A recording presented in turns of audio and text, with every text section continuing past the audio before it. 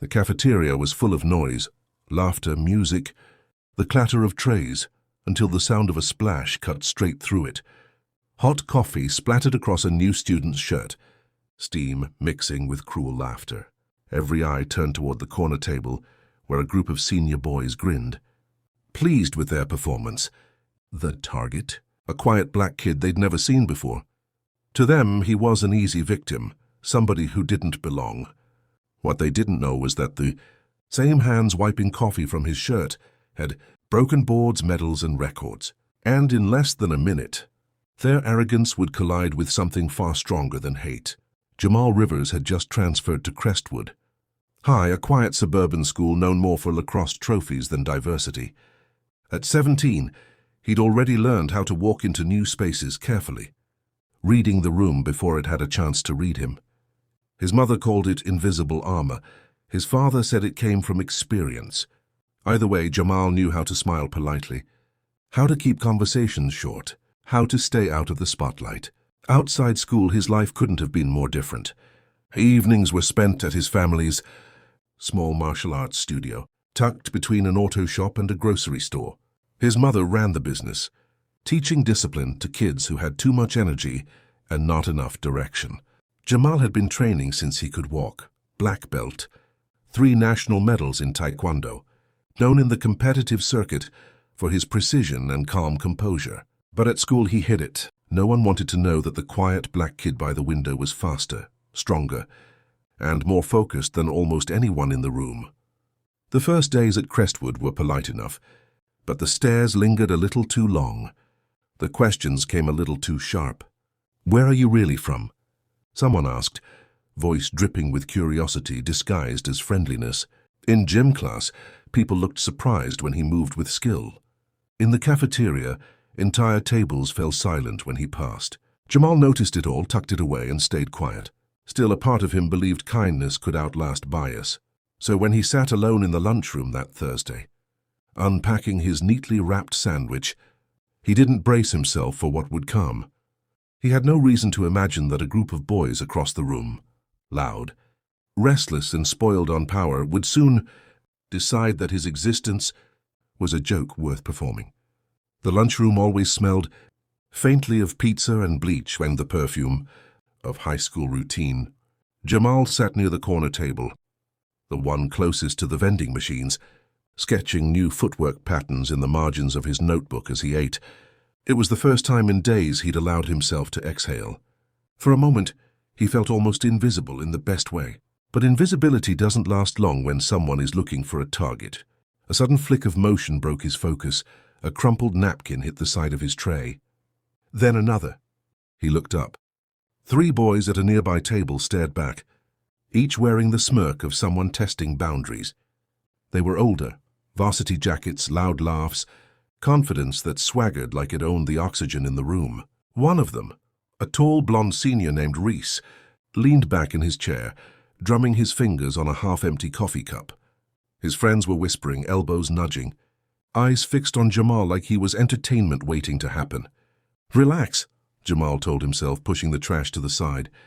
"They're just trying to get a reaction." He had seen faces like theirs before, impatient, entitled, certain of their place in rooms that didn't belong to them. He refocused on his notebook, tuning out their laughter. But then came the whisper that didn't bother to hide anymore. "Hey, new guy, this seat taken?" Jamal didn't look up. The footsteps came anyway. He heard them before he smelled the burnt coffee, before the heat spilled across the back of his neck. It happened too fast to process, the splash, the sting, the gasp that rippled across the cafeteria. Dark liquid soaked his hoodie, dripping onto the designs he'd sketched only seconds earlier. A sharp silence fell, broken by a laugh that sounded too bright, too pleased with itself. Reese stood above him, cup dangling from his hand, the last drops falling to the floor like punctuation. "Oops," he said, voice stretching the word into an insult. "Didn't see you there." The room froze. Half the students pretending to check their phones and half waiting to see what Jamal would do. Jamal's breath caught fire in his chest. He could feel everyone's eyes, pity from a few, anticipation from the rest. His body screamed to move, but the years of Taekwondo training held him still. He remembered what every instructor drilled into him. Control is strength. He stood slowly, coffee sliding off his sleeve. The table beside him creaked. The entire cafeteria held its breath. Jamal's face didn't flinch. He simply stared at Reese, silent but unshaken. That silence unnerved him more than anger would have. "Say something," Reese taunted, stepping forward. "What, you don't talk?" The teachers on duty didn't move. Their eyes tracked the scene, but their feet refused to bridge the gap.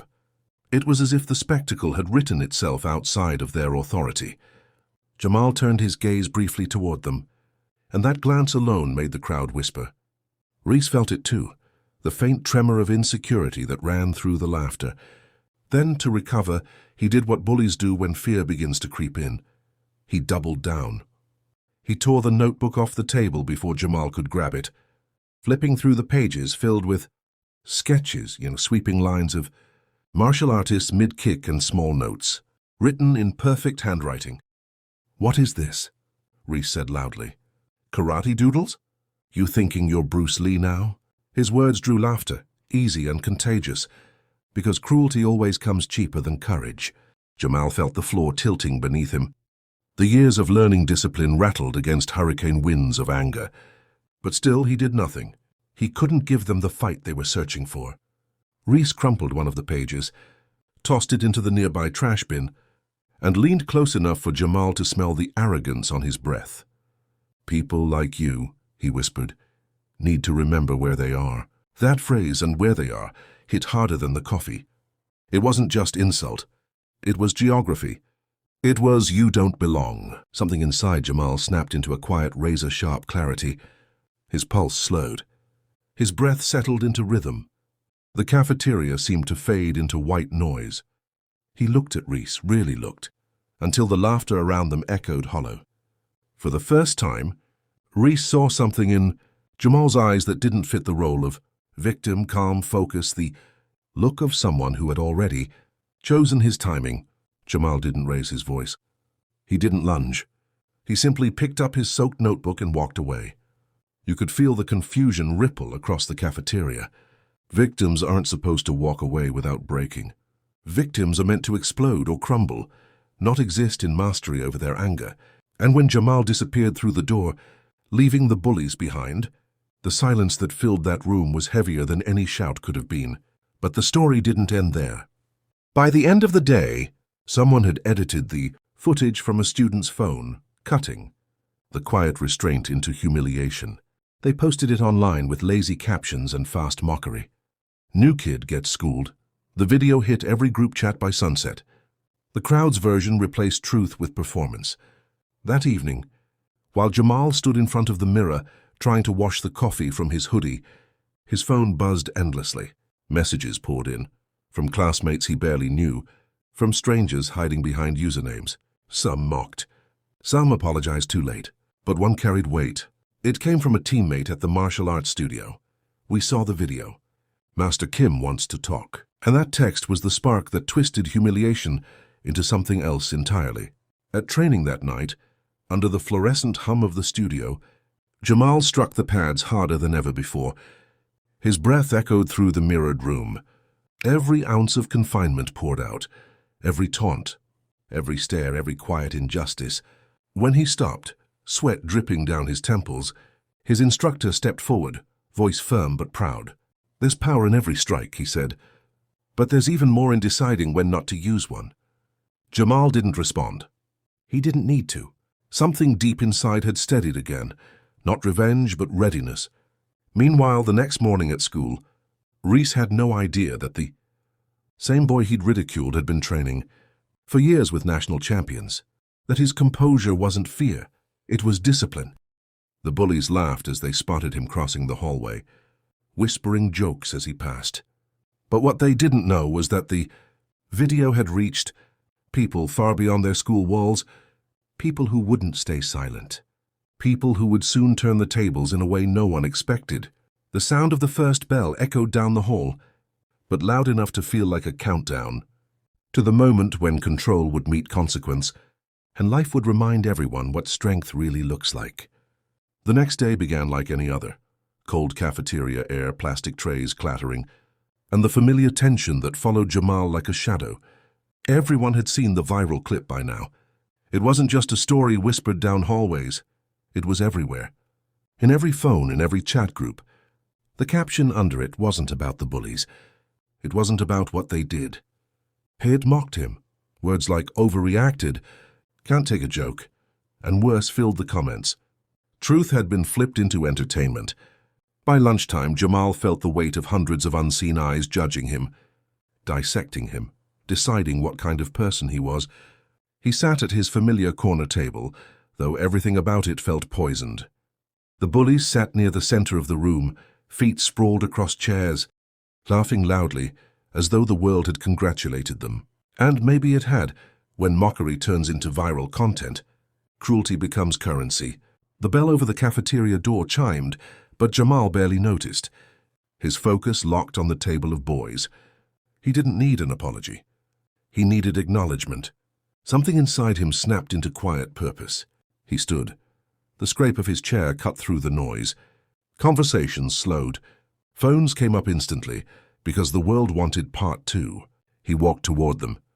No expression, no words, just the power of his movement. The tallest boy, Reese, turned and smirked.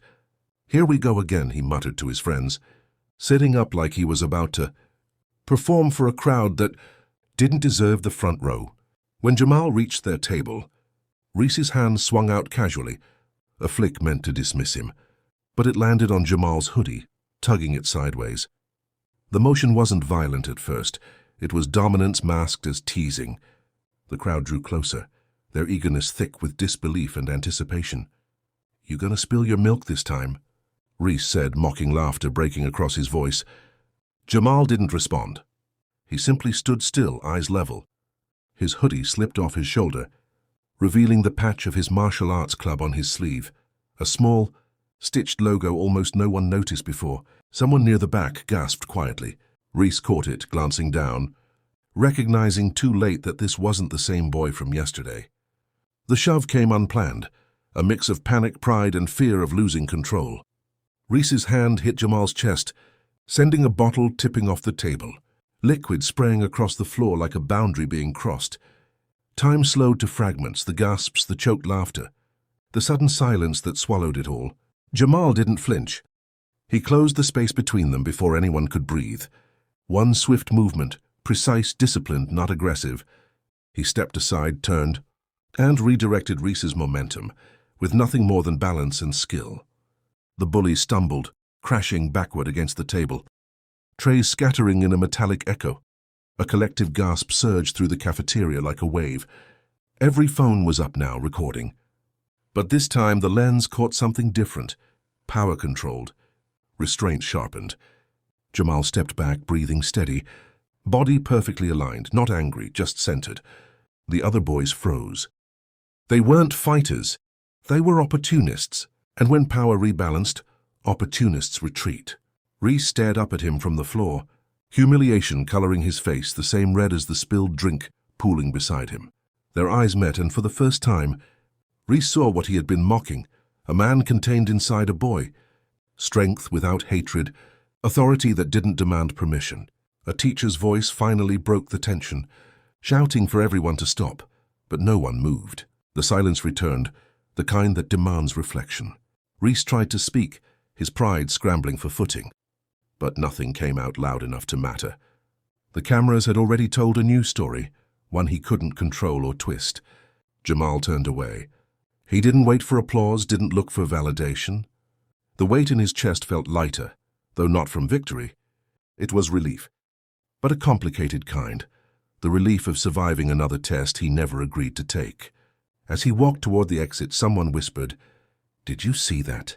Another voice answered, "He didn't even hit him hard." A girl near the window said, "He didn't have to."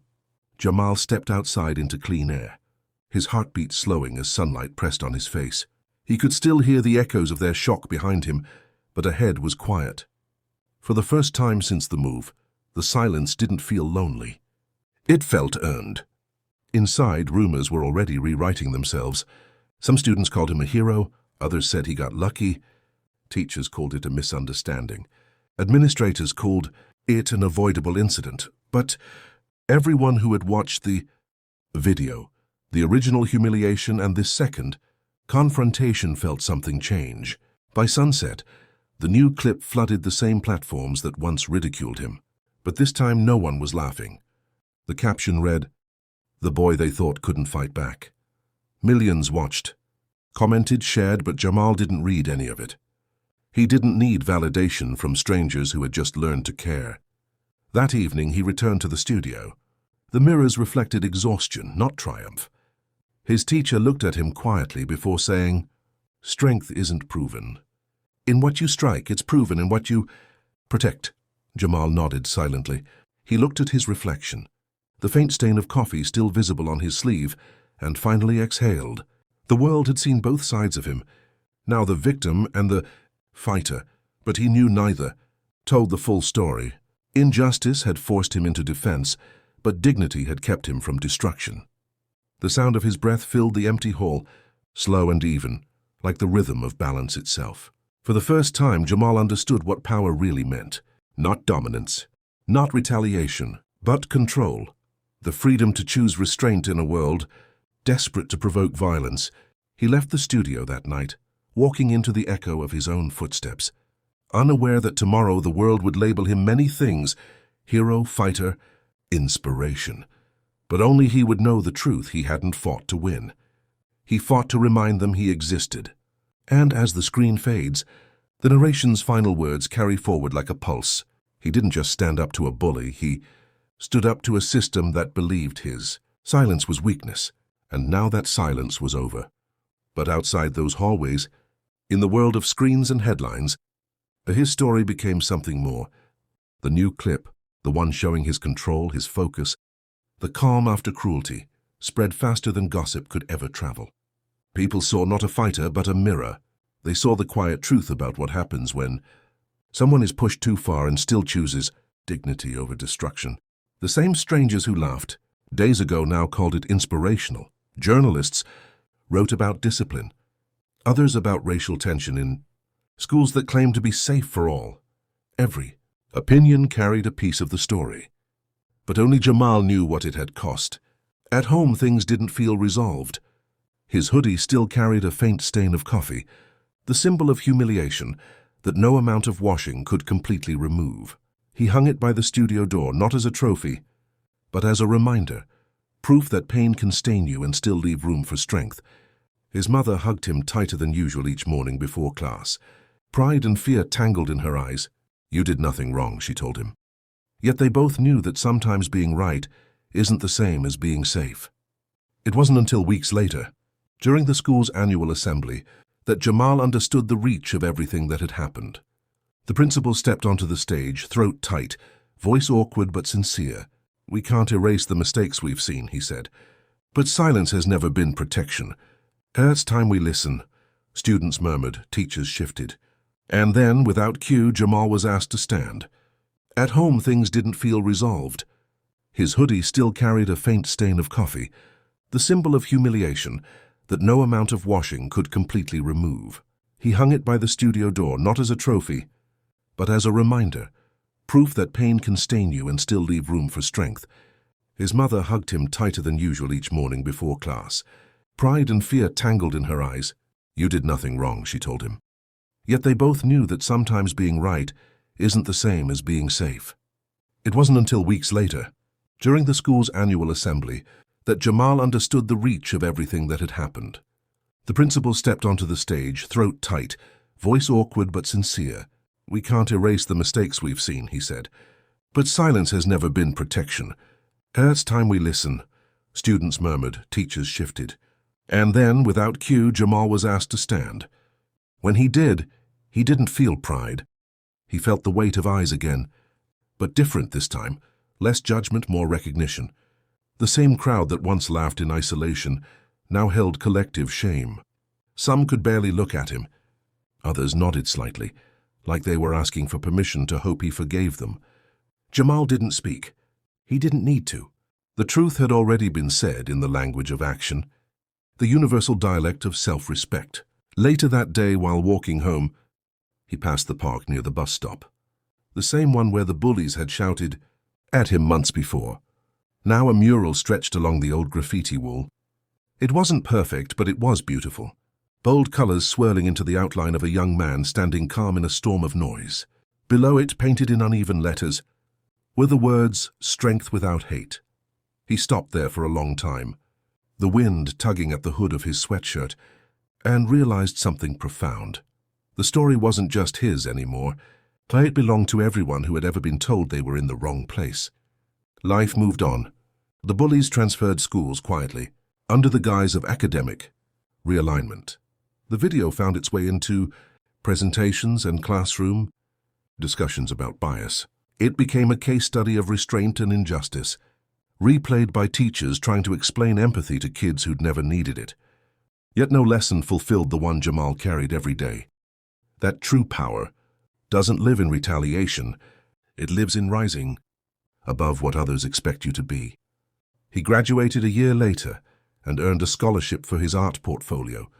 Hidden between the sketches of heroes and landscapes was one simple drawing, a tiny version of the mural on the park wall. He handed it to his Taekwondo master before leaving town. On the back he had written, "For reminding me that victory isn't louder, it's calmer." Even years later, Jamal's story would still surface online, reshared every time another video of racial cruelty made people flinch. Sometimes strangers tagged him, asking for comment, for advice, for forgiveness. But Jamal stayed quiet. He understood that the point was never him, it was the reflection his story forced the world to see.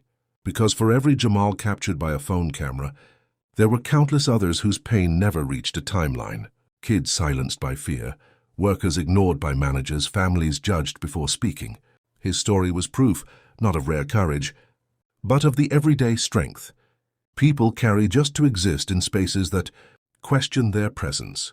One afternoon, years later, Jamal stood again outside that same school, looking at the newly remodeled cafeteria through glass doors. The tables were different, the walls polished, but echoes remained. He smiled, not out of nostalgia, but out of peace. The system hadn't changed overnight, but maybe, little by little, it had begun to see. He tightened his backpack strap and turned toward the light cutting through the trees. The world was still imperfect, but no longer unbearable. For the first time, the past didn't feel like something to outrun, but something that had sharpened him for whatever came next. This story isn't about one student or one act of cruelty. It's about a pattern that repeats across towns and generations, an unspoken test of how far prejudice will go before someone decides to stand. Jamal's choice to respond with restraint became a kind of protest, a statement louder than a fight, more permanent than a bruise. And as the screen fades to black, a single line echoes for those still watching. He didn't answer hate with violence. He answered it with presence. And sometimes that's enough to turn fear into reflection. But the real question is, when the next moment of injustice unfolds in front of us, will we be the ones standing up or the ones holding the camera?